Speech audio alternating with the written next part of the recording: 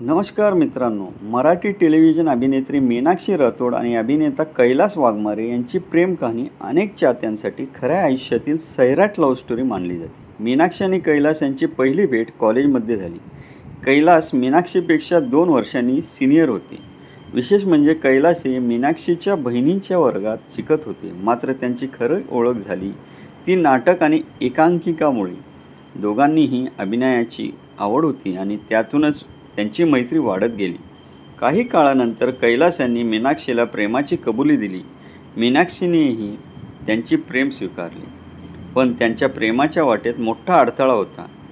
दोघे वेगवेगळ्या जातीचे असल्यामुळे त्यांच्या कुटुंबियांनी ह्या नात्याला विरोध केला.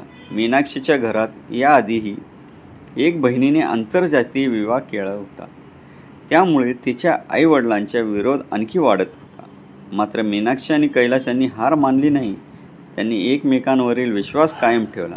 अनेक अडचणींवर मात करत त्यांनी आपल्या कुटुंबियांची मनं जिंकली आणि अखेर लग्नगाठ बांधली. आज ते मराठी मनोरंजन विश्वातील सर्वात लोकप्रिय जोड्यांपैकी एक आहेत. मे 2022मध्ये त्यांच्या आयुष्यात आणखी एक आनंदाचा क्षण आला. त्यांना कन्यारत्न प्राप्त झाले आणि त्यांनी आपल्या मुलीचं नाव यारा असं ठेवलं.